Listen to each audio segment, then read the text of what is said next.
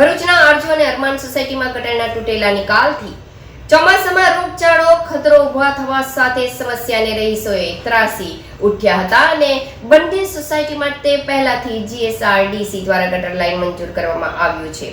આજ દિન સુધી કામ કરવામાં આવ્યું નથી. સ્થાનિકો દ્વારા રોષ સાથે આવેદનપત્ર પાઠવાયું હતું.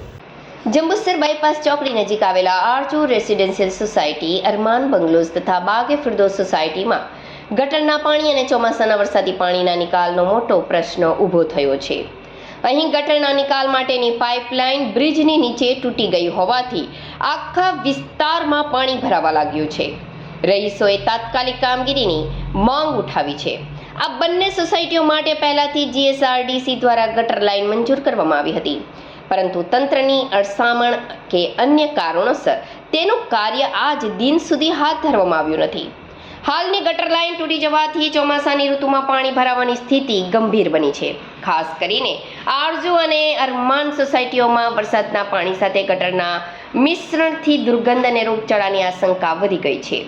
આ બાબતે સોસાયટીના રહીશો દ્વારા મુસ્લિમ અગ્રણી અબ્દુલ ગામઠીના અધ્યક્ષતામાં સૂત્રોચ્ચાર સાથે ભરૂચ કલેક્ટરને આવેદનપત્ર પાઠવી ઉગ્ર રજૂઆત સાથે વહેલી તકે કામગીરી પૂર્ણ કરવામાં આવે તેવી માંગ કરાઈ હતી. આ વિસ્તારમાં અંદાજે 150થી વધુ મકાન આવેલા છે. રહેવાસીઓ જણાવે છે કે વરસાદ પડતા જ આખી સોસાયટી પાણીમાં ગરકાવ થઈ જાય છે. ગટરના ભરાવાથી શાળામાં જતા બાળકો, વૃદ્ધો, બીમાર લોકો તથા રોજિંદા નોકરીએ જનારાઓ ઘરમાં અફડાઈ જાય છે. દૂધ, શાકભાજી જેવી આવશ્યક સેવાઓ પણ આવી શકતી નથી. આ અંગે રહીશોએ અગાઉથી પણ તંત્રને લેખિતમાં રજૂઆત કરી હતી. હવે ફરીથી આ ભયજનક પરિસ્થિતિને લઈ તાત્કાલિક કામ શરૂ કરવાની માંગ ઉઠાવી છે.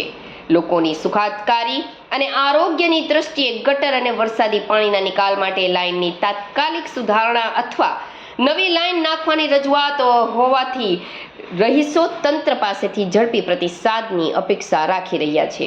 આજ તારીખ 30/6/2025 અને સોમવારના રોજ આરજુ સોસાયટી, અરમાન, ખાજા ટાઉનશીપ, કૌશલ પાર્ક, સહારા રેસિડેન્સી, બાગે ફિરદોસ તમામ સોસાયટીના રહીશો દ્વારા છેલ્લા 10થી 12 વર્ષથી જે વરસાદ દરમિયાન ચોમાસાનું પાણી, રોડનું, હાઈવેનું તમામ પાણી બ્રિજ પરથી સીધું આરજુ સોસાયટીમાં આવે અને 5 સોસાયટીમાં પાણી ભરાવાથી ત્યાંના લોકોનું જીવન ત્રાહિમામ પુકારી ગયેલા છે. ત્યાં આગળ બાળકો શિક્ષણથી વંચિત રહે, બાળકોને રિક્ષાઓ પર લેવા નથી આવી શકતી અને ત્યાં જીવન જરૂરિયાતની વસ્તી લહેરીવાળા પણ અંદર જઈ નથી શકતા. આજથી ગયા વર્ષે જ્યારે એક ભાઈને ત્યાં એટેક આવેલો, એને સોસાયટીના રહીશો દ્વારા ખાટલા પર ઉચકી અને એને પ્રાથમિક સારવાર મળેલી. અમે જિલ્લા વહીવટીતંત્રના જે અપીલ કરવા આવેલા છે કે આ જે વરસાદી પાણી છે એનું ગરમિયામાં નિકાલ હતો, પરંતુ જીએસઆરડીસીએ જ્યાં બાયપાસનો બ્રિજ બનાવ્યો એ બ્રિજનો તમામ બ્લોક કરી દીધો અને એના કારણે આ તમામ સોસાયટીઓ પાણીમાં ભરાઈ જાય. એટલે વખતો જીએસઆરડીસી ગાંધીનગર, જીએસઆરડીસી બરોડા અને તમામ લાગતા અધિકારીઓ લેખિત મૌખિક જાણ કરેલી છે, પરંતુ આ અધિકારીઓનું પેટનું પાણી હલતું નથી. એટલે આજે તમામ લોકો સ્વેચ્છાએ કલેક્ટર સાહેબને અપીલ કરવા આવ્યા કે દિન 7માં આનું નિવારણ લાવે. જો આ બાબતે કોઈ યોગ્ય કાર્યવાહી કરવામાં નહીં આવે તો જે બ્રિજના લીધે અમારી સમસ્યા ઊભી થઈ એ ભરૂચથી દહેજ જતો રોડ, એમાં તમામ સોસાયટીના રહીશો બેસી જઈશું અને આ રસ્તાને અમે બંધ કરી દઈશું એવી અમારી માંગ છે. તાત્કાલિક આ તમામ સોસાયટીના પાણીનો નિકાલ કરવામાં આવે ને આ વિસ્તારની પ્રજાને રાહત મળે અમારી ખાસ અપીલ છે. સલીમભાઈ પટેલ, આરજુ રેસિડેન્સી સોસાયટી તથા અરમાન બંગલોઝ અને બાગે ફિરદોસ એ 3 સોસાયટીના બધા સભ્યો અત્યારે અહીં ભેગા છે. વરસાદી પાણીના નિકાલ માટે અમે અહીં આવેલા છે. વરસાદની શરૂઆત છે તો અમારી સોસાયટીની અંદર આ 3 દિવસથી વરસાદ નથી, છતાં પણ વરસાદી પાણીનો નિકાલ થતો નથી. તો વરસાદી પાણીનો તાકીદે નિકાલ થાય એવી અમારી ખાસ વિનંતી છે. અને ગટર લાઇનની પણ જે વ્યવસ્થા અત્યારે નથી અને બ્રિજ પરથી જે પાણી ઉતરે છે એ બ્રિજનું બધું પાણી અમારી સોસાયટીમાં આવે છે. આસપાસની સોસાયટીઓમાંથી પણ જે અમારી જે સોસાયટી છે એ નીચાણના ભાગમાં છે, લગભગ 4 થી 5 ફૂટ નીચે આવી ગઈ છે બ્રિજ બનવાના કારણે. હવે બ્રિજ પરથી જે જીએસઆરડીસી તરફથી જે બ્રિજ બનેલો છે એ બ્રિજનું પાણી બધું નીચે આવે છે. એ બ્રિજનું જે પાણી છે એ લોકોએ કોઈ જાતનો નિકાલ રાખેલ નથી.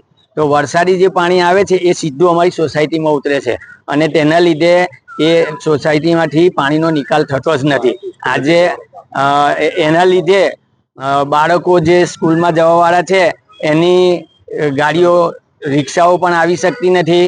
શાકભાજીવાળા, દૂધવાળા પણ તે પણ આવી શકતા નથી. જીવન જરૂરિયાતના પણ ખૂબ મોટા પ્રોબ્લેમ છે.